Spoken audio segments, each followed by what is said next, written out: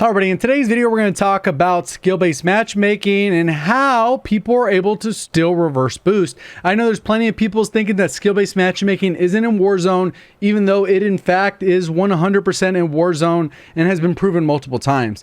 On top of that, any changes they've made to the ability to reverse boost, they've just kind of changed it up and people have been able to find workarounds. So we're going to talk about pretty much everything you need to know about skill-based matchmaking and how to reverse boost. Do enjoy the video, learn something new. Please do me a favor, hit that like button. Goal on today's video is 4,000 likes. And if you're brand new, want to find your way back for more Call of Duty content, just make sure you subscribe with notifications on. Let's get right into it. So when you go to COD Tracker, there's a lot of interesting information. And one of the cool things that I use to kind of figure out how many players are at various KDs is to look at the individual stats right here and kind of track it for each individual KD. 0.1, 0.2 KD, 0.3, all the way up in increments of tens, all the way up to 6 KD. And we're kind of figure out where a majority of the players sit. Because right here, it'll say top 0.2%, top 5%, top 20%, bottom 30%, which is basically top 70%.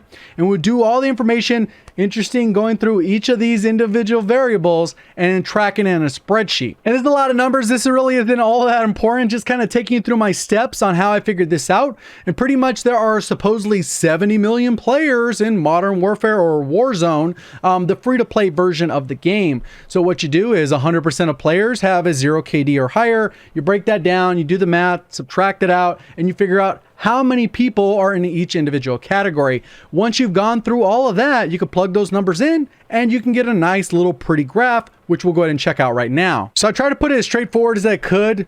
Number of players is on this left-hand side and all the way across the bottom is KDs. Like I said, 0, 0.1, 0.2, 0.3, all the way up to 6 KD. And then pretty much 6 KD includes everything above 6 KD as well, included within that number. And as you can see, there's definitely a spike right around 1.1 KD, and that is partially as a result of skill-based matchmaking. Obviously, you want to kind of push the bad players up, or at least visibly have higher stats, and then obviously it wants to push the top players down. But there's obviously always going to be players that rise above, whether they're just naturally talented, they improved their craft, they cheat, whatever. There's tons of variables, right? Being real here.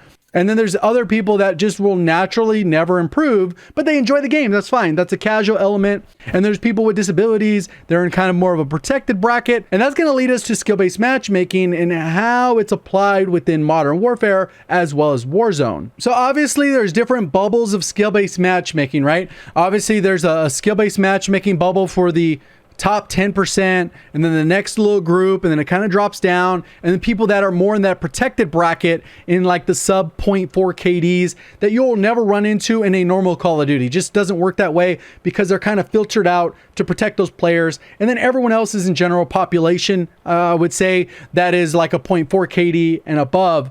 And that would be called random matchmaking. Whoever it throws in, you're more than likely going to run into a 0.7 KD, 0.8, 0.9, because that's where a majority of them are. Even though there's 2 peaks right here, these 3 add up to more than these 2. But overall, that little chunk there from 0.7 all the way up to 1.1 is the vast majority of players. If you're above that, you're above average. If you're below that, you're below average. If you're in that middle, you're somewhere in the average, right? So that's pretty straightforward.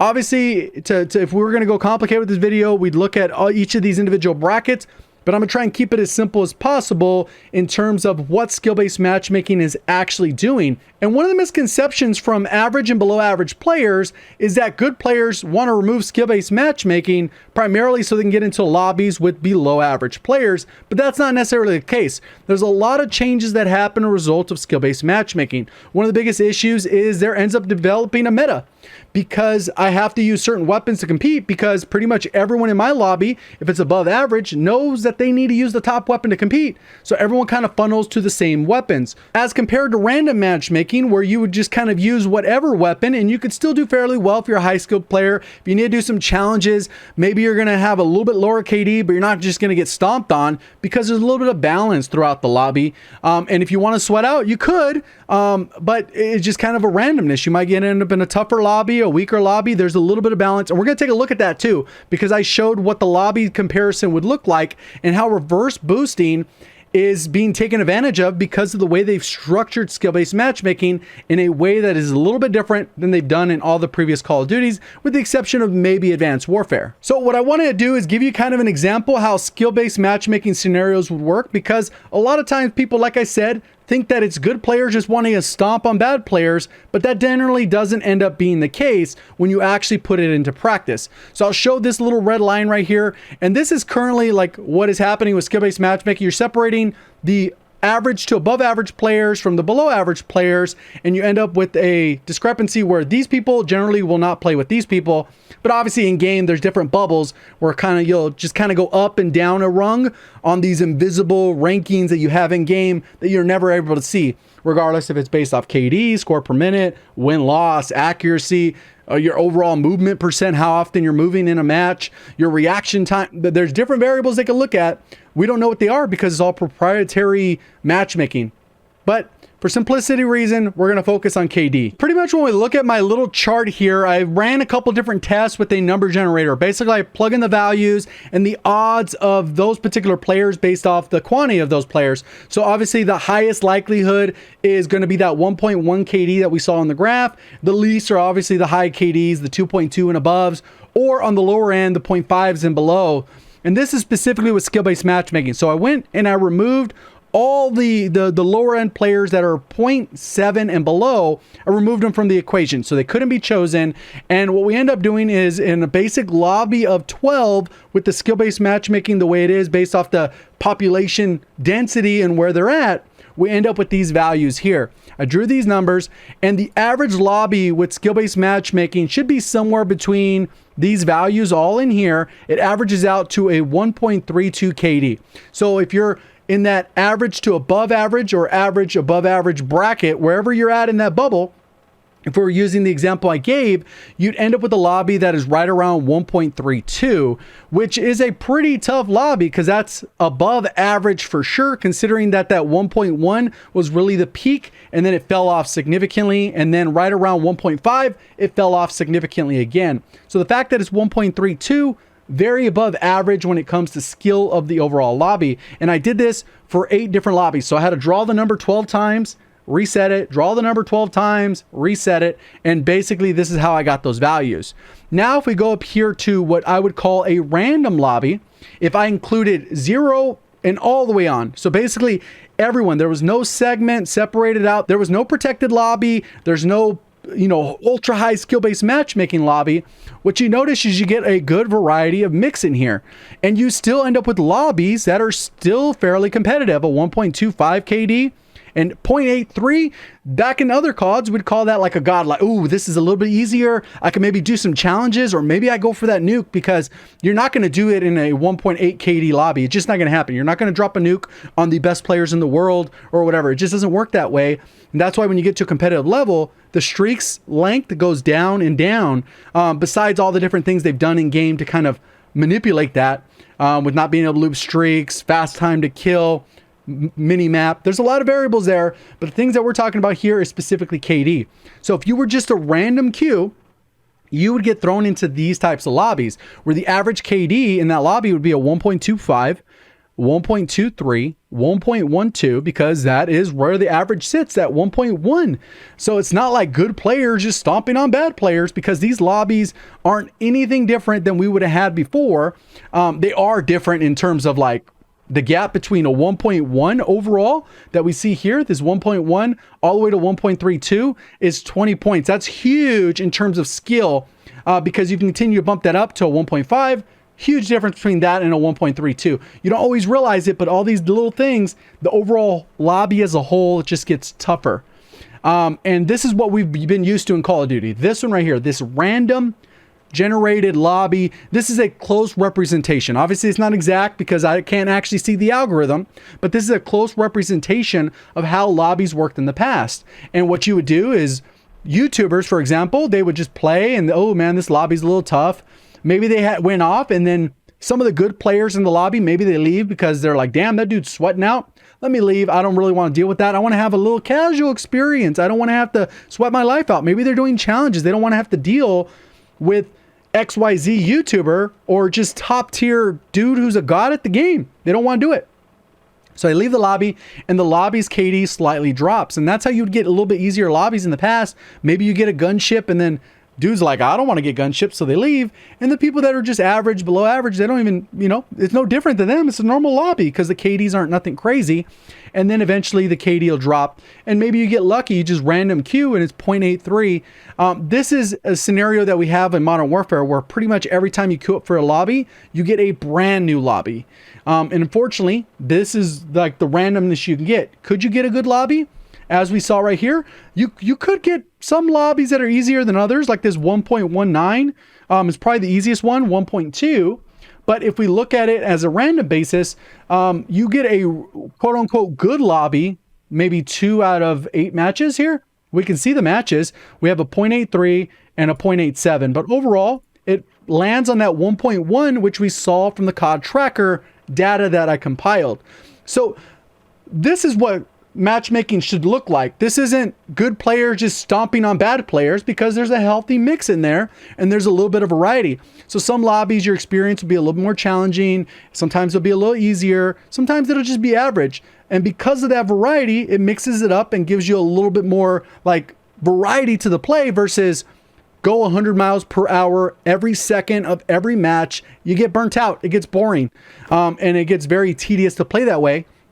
And that's why there's typically a ranked game mode with rewards and challenges. So a lot of times maybe you warm up with some bots, you play a little bit of casual play, and then when you're serious, you jump in and you sweat your life out in ranked play and you move yourself up in progression. And if you're a lower skilled player, you get rewards over time, because what will end up happening is maybe first season you start out as a bronze, and then you go to a silver the next season, then a gold, and you're working towards that platinum. And maybe somebody else has started at gold and they work their way to platinum as well. And there's different progression, and there's like a carrot at the end of the stick that you're trying to push towards and slowly improving towards. So that's that part of it. And then obviously when they remove all that and they still have ranked gameplay where you're playing against people that are playing at a very high level every single match, you're going 100 miles per hour with 0 rewards. It doesn't make sense when you've already been accustomed to a scenario where there's casual play, which is this random matchmaking, which is completely fair. It's not like I'm dumpstering a lobby. It's 1.1 KD average across 8 matches. I'm not dumpstering a lobby. It's an average lobby, versus going 100 miles per hour versus a ranked. You got to have that balance in there so you can mix it up and play the game and enjoy it, and realize that you're improving over time, because the average lobby can change on occasion. So some days are better than others, but overall you're going to get consistently improved because you're always going against average players mostly, because that's the majority of what makes up the player base. So that's that part of it. Now let's go ahead and kind of transition to what people are doing to exploit this, which it's kind of like talked about on social media. But hey, reverse boosting is a thing. People joke about it. People on YouTube get gameplays using reverse boosted gameplay, which personally I don't have a problem, because their whole goal is to entertain their audience. My problem is usually that they're not transparent about it. I've never reverse boosted, but if I did, I would say this is reverse boosted gameplay. I know that sounds stupid, but I would just be honest about it if I'm not going to get the gameplay in a legitimate way. So let's go ahead and take a look at what a reverse boosted looks like because of skill-based matchmaking. So because of skill-based matchmaking, reverse boosting is a thing that is to be exploited. And we're going to talk about how people do it. And here's what a reverse boosted lobby will look like. What I did is I went and I only took the KDs from 0.0 all the way up to 0.7, which is on that protected bracket, maybe even lower in some Call of Duties. And we're going to explain how you get into one of these lobbies without tanking your stats, without doing anything crazy. It's pretty straightforward and simple, and I'll walk you through. This is what people are doing to get their gameplays. I wish more of them were transparent about it. And there's actually some legitimately good people that maybe they get into one of these lobbies and they get into, like I said, a 1.2 lobby, and the other person that's the best in the lobby, which is this 2.1, leaves, drops the average, and then they go ahead and go for a nuke because they get on a little bit of a lucky streak. Maybe their team calls in a UAV in or advance. They get a little bit lucky to get that set up. And maybe that happens once in like 20 matches, right? But to happen where it's every match they're dominating the lobby, a little unrealistic. And I'll show you also how to spot some different tells to tell if somebody's reverse boosting. What we can look at here is once we've done that, the average skill of these lobbies is significantly lower. And these are the people being protected, should be protected in every Call of Duty. Obviously, the number could be a little bit lower, maybe 0.4 lower or whatever. Right here, I have it at 0.7. But this is the discrepancy that happens when you create a skill-based matchmaking issue where it pushes higher skilled people into a bracket.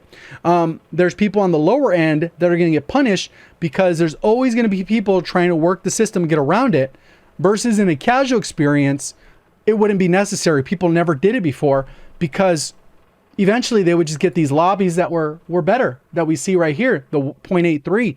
That's reasonable. It's nowhere near reverse boosted, but it's pretty close. And sometimes maybe if the best player in the lobby leaves, it'll feel like a reverse boosted lobby.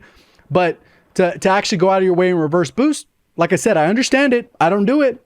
But let's go ahead and talk a little bit about that aspect. So now we're back on COD, and there's actually 3 different methods people are going to use to reverse boost or get into a lower skill bracket. One is pretty straightforward. Just tank your stats, right? That's what worked initially. It still kind of works to an extent, but you have to tank your stats for quite a while to drop into that bracket. That one's pretty straightforward. People are aware of that one. Hey, you know what? 5 matches, blah, blah, blah. Especially after Exclusive Ace and Drifter talked about those 5 games, especially in the early on in the game's life cycle before they made some tweaks. It was really about that. So you could just blow yourself up, take damage, whatever, right? You just play the game horribly, and you get to as low as you can until you feel like the lobby's easier. Then you play it like regular, but that's very time consuming, takes several matches. So you're talking about playing a few hours to just have one fun match. Not practical. The other thing is to have a second account. So for example, if I wanted to have a second account, currently I have a computer that I play off of. I'm playing on computer. And then I also have a PlayStation. Some people also have an Xbox and a PlayStation. And what they do is they have a secondary alt account that is completely bad. Like purposefully bad. Trying to get that KD as close as 0.1 as you can. 0.01 even, right? As bad as it can, as low as score per minute as they possibly can. So you're essentially guaranteeing a spot in the lowest bracket possible, even if it's the protected bracket, because you don't know the bracket well enough. It's not out there for everyone to know. So you have to be able to take advantage of it. And the only way you know how to do it is make it as low as possible. So what I wanted to show off here was the process and how this overall thing is done. And normally what you're going to do is you have that alt account on a second screen. And basically what happened is I did this with the subscriber just so that we could show proof of concept, right? And all I'm doing is I'm waiting for Muhammad here. You can see that he is joinable. What he has to do is look on his screen and he's going to tell me when he is in a lobby. So let's say he's the one with the 0.1 KD. He's not. He was just a subscriber that jumped in to help in the Discord. But what happens is as soon as his lobby joins and it says 10 out of 12, and maybe he likes the map, then I'm going to join. Right? He's going to say, oh, nope, that lobby was full, back out. He continues session joining back and forth, or not session joining, but he continues joining back and forth until he gets maybe a map I like. Maybe I like Hard Hat. Maybe I want Shipment. Obviously, Shipment's in the rotation because of the playlist, so it's a lot easier now. But what I do is I wait, and I wait, and I wait. And right now I've been waiting for a minute for him to get into a lobby, and just get into a lobby that's open where it says 7 of 12 players available. The second that is available, I click to join his party. And what I'll do is I'll session join him. The same way that people have session joined people back forever in Call of Duty. You session join your friends. You might end up on their team. You might end up against them. Whatever. This particular thing, what it will do is it allows you to have this forever reverse boosted account. Let's say Muhammad has that 0.01 KD. What he is going to do is wait, give this call out, and it ends up taking a while, quite a while. And this is where the queue times end up taking forever, right? But as soon as he gave me the call out, I joining game in session. And what's going to happen here, now it's full. 20 out of 20 player max. Petrol Rig, not a great map. Probably not one I'd stay in if I was trying to reverse boost. I'd go for the good maps, right? Whatever the good maps are, or you feel like are the good maps, that's what they're going to wait for until that first account, Muhammad. And you're going to see he's in the lobby. See, I joined the lobby. And then what happens here, you can see Muhammad's in my lobby. It took 2 minutes to get this lobby. It could have been a better lobby because it's just TDM. Hopefully you want Dom, a longer match or whatever. But regardless, Muhammad, I was able to join him. Then as soon as we're loading into the match, Muhammad leaves. He disconnects or whatever. And what happens is by doing this method, you essentially trick the Modern Warfare algorithm into thinking you are a 0.1 KD player because you happen to join Muhammad, which isn't actually bad, by the way, a 0.1 KD player, 0.01, right? And everyone in that lobby is going to be one of these people from one of my trials of RBing. Basically, I did the numbers, right? And I just did it. These weren't actual people or anything. I didn't reverse boost because I don't believe in it. But I'll show you how to do it. I'll show you what people are doing so you know what to spot. But right here, this is why I think reverse boosting, I mean, they need to figure a way to get rid of it. But the only way to get rid of it is to get rid of skill-based matchmaking. So if you're for skill-based matchmaking, odds are you're for the exploitation of reverse boosting because you can't have one without the other. There's no way to have random. It just doesn't work. Even if you were in a protected bracket, people wouldn't be inclined to do that because if you're good, then you just are better than the lobby, right? It's not about beating up on the lobby, but that's what we've come to. Because of skill-based matchmaking, you have good players beating up on bad lobbies, and that's how they exploit it. Because I jump in here, and let's say Muhammad was his 0.1 KD. I join in, and Muhammad leaves. I took his spot. I have a 2+, right? 3+, whatever my KD is. You think I'm going to do well in this lobby? It's going to look like people aren't shooting back? Is it going to look like their movements are a little bit odd? Looks like they take way too long to react? Yes, because they're not used to going against that. And those types of individuals that are on the lower end should be protected, right? But because of skill-based matchmaking, they can get exploited. So that is method 2. We already talked about tanking your stats, all that type of stuff. We'll talk about method 3, and then we'll go ahead and jump into how Warzone does it as well, because it's a little bit more challenging in Warzone, but it's still very easy to do. But let's go ahead and talk about that. So for this one, you got to have good recall of the lobby. And what I mean by that is, let's say you join a match and you know how it gets a new lobby every single time. What will happen is you'll look at the bottom of the scoreboards and you look for the people that really just didn't have a good game. Not because they're terrible, just because maybe the skill level was just above their skill ceiling and they kind of got a little bit bad start. Maybe they were going for challenges, right? So they're at the bottom of the scoreboard when you pull up the match summary. So when you pull up that match summary, you're going to pay attention to who's there. And what you're going to do is just try and session join them. Most people, this is a little bit less practical just because some people are going to have their party set to closed or whatever. So if I were to go to my recent players, I can go over here, met, and then just join game. Join game. Right here, this one's join. Play free-for-all in speedball with whoever that is, right? So I could do that exact same thing with anyone that was in any of my lobbies, and then I could session join them. And if they had a bad match, I end up in a lower skill bracket. And if I find the next lobby, you do the exact same thing and do the exact same thing. So this one might take a little bit longer, but you can do that one solo. And that's what some people do as well. So now let's get into Warzone, because obviously a lot of people want to know how that's done, which now that I've explained the first part, this part's going to be a little bit more of a breeze in explaining that. So the first thing you got to understand is how many people are actually going to be playing. The max people that can play is 3. And then what you do to quote unquote reverse boost or get into a lower skill bracket lobby, because there's plenty of proof that if you're bad in solos, you can tank your stats. You're going to end up with lobbies like that we just saw on the RB sign on that little chart. That'll end up like that, where people are on the lower end and they just don't shoot back quite as well. They have struggles to kill you. Even if you have a pistol, you're going to be able to do well in those types of lobbies. Since Warzone does a little bit more of an averaging aspect to try and get the teams a little bit even, it will still average out. So it's not going to be nearly as bad as we're seeing in multiplayer, which can be exploited to the extreme. There's a little bit of averaging going on. So for example, if it was just me by myself and Muhammad, for example, he joins me up, I could have my alternate account because I got a PlayStation. I invite myself, we join up, they host. Regardless, they're in my lobby, so they're going to bring down my average of my score significantly. Even if I had a good score, averaging that to essentially 0 cuts that score in half. So I'm dealing with a lower bracket. So what we'll do is do duos. The second the lobby's in queue and we get in the pregame lobby, Muhammad disconnects. My second account disconnects, right? And then I end up playing low man solo duos. So it's a little bit more obvious in that case because you're playing low man. And sometimes you get more kills sometimes doing that if you're playing in trios, quads, or duo quads, or solo quads. If you're trying to go for a kill record, whatever. But that can be exploited. And unless you actually see this on screen, which most people aren't going to use that because they're going to cut it out. Why would you watch them loading into a match other than unless you just trusted them otherwise, right? So if you're doing solos, you really can't RB unless you just have a bad account, right?